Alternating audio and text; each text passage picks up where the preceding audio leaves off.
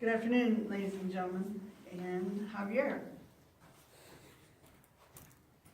I'm not sure where this presentation came from. I know you said it was from speaker to trainer. Is that a module? And you said it was a module within? Yes, it's a communication success series.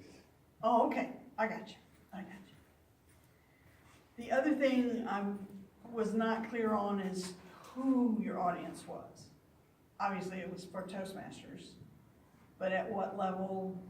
In a club, in an area, for district level? It was unclear. So from the very beginning, I just want to let you know that that's where I came in with my listening. Today, I'm going to just do a real basic evaluation of number one, content, and number two, your presentation. Obviously, the speech was very well organized because it was a module put together for Toastmasters, and you basically had to just tick off each of the items on the presentation, correct? No, that's why I did it in my own way. Okay. So you put the presentation, did you use any of the materials or the ideas that they wanted to be? The ideas. Okay, very good, very good. Well, it was very well organized. It was very easy to follow, which is always good. You always want your audience to be able to go with you as you're going through the presentation. You engage the audience very well, obviously, with the stories. We all know this as speakers. Whenever you can tell a story, hopefully you're going to connect with some experience of part of your audience. And that way they'll continue to listen to you. And you were really great about telling your stories. We'll talk a little bit more about that in presentation. But as far as the other thing I had was who's this for and who is your audience. The content, I really liked your organization, the way it flowed through the various things that you talked about establishing rapport. Obviously, if you're going to do a presentation for people, if they're not listening to you, if they've zoned out on you, it's going to be a long 30 minutes. And that's not the point. We take the time to put the material together as you put your own material together. We're doing this with passion. We're doing this for a purpose that we think is important. So it's very important to establish rapport, which you were very good at doing today. I like where you said that the trainer has a call to action for everyone. You need to have that buy-in, and you spent a lot of time talking about how to get that buy-in, how to engage your audience. That was a lot of what the content of your presentation was today. I never quite heard of the butterfly effect, but I'm going to do a little study on that because I think in terms of persuasion, that might be a really good system or strategy to do to establish persuasive thought and moving an audience to the place you want them to be. In your case, that place was for us all to be on the same page. Which leads us to now presentation.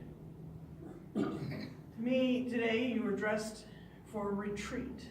You were as if you were at a retreat at a lodge somewhere, and we're all informal and we're all kicking back on a weekend, casual, able to learn, not worried about all the pretenses of the place or impressing this guy in the office or this officer in Toastmasters.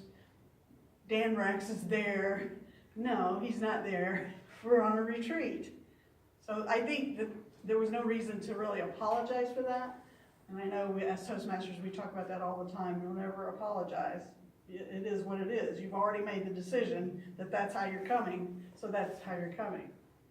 Today I decided I was going to wear this to church, which meant I was wearing this to Toastmasters. But I appreciate the situation. I would have dressed a little, put on a pair of slacks or something. The sweater's fine, but that would be me. Always dress a step ahead of your audience, even at a retreat. Even at a retreat. If you got little kids grabbing at your ankles and stuff, though, that's another context as well. But that's just something I've always been taught in leadership, is that you always want to be dressed one step above whatever everybody else. For example, we were talking about this at work the other day. If you were going to, as our techs go out into the field to serve our clients and fix their IT systems, the question came up on Jeans Day, Friday's Jeans Day. If you had to go out to a client's office and you had jeans on, is that appropriate? Because during the week, Monday through Thursday, you would be in slacks, khakis, the company polo. You would look like an IT person from a real company. You wouldn't look like some guy that works out of the back of his truck. And one of our techs says, yes, you should always dress to represent the company. I said, well, what if you're going into an environment where it's jeans day at that company? It's jeans day at our company. Everybody wears jeans on Friday. You know, that's like the culture. He said, nope, still should look one step ahead. I thought it was really interesting. This is a young guy who said that. So I won't stress that, but it's just something for us all to think about as we move forward as professional speakers. You have great eye contact. It's obvious that you've been in front of audiences, various audiences, for different purposes. You have great eye contact. You really, I don't know about the rest of you, but he really did get the eyeball on me, and it always makes me uncomfortable, but that's what we're supposed to do. We want the speaker to know that we're talking to you. Another point of your excellent engagement of your audience. Your gestures. I don't know if you know that you do this. You will when you get that video. But you spend a lot of time here with your hands clasped, especially at the beginning. You were telling the first story. Now, when it comes time for you to do your gestures, you can mark off space excellently. You do a really good job once you actually do gesture.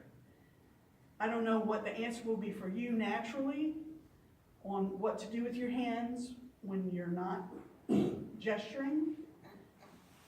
I don't know. You're going to have to work on that and figure that out for yourself. You don't want to ever gesture down here, but then, you know, this is not, people will want more from you than that. Also, again, your use of space. I really felt like you didn't, when you did your examples and you did your demonstrations, you did use the space. I really wanted this not to be the center of my focus, the lectern. I understand you were working off of your notes, but it's good when you're at this type of presentation, you really could have come on out to the audience, as you did. You were asking us questions and all. This is something I'm having to get used to even walk all the way out to Steve, because I never want my back to anyone. But people are telling me, Tammy, you need to get out there. When you're doing seminars, you need to get on out in the middle of the room. People can hear you. It's not a problem with people hearing you. They don't necessarily need to see you. I have a face for radio, you know what I'm saying? But something to consider, further engaging the audience, which you do a great job anyway. I put on your evaluation form, I'm going to go over time. What went well were your stories, exercises, and demonstration.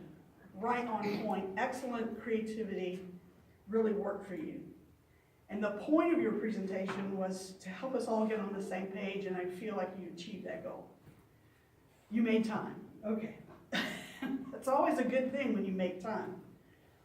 Again, your gestures, your style, your presentation style for me is a bit informal, but that's just for me.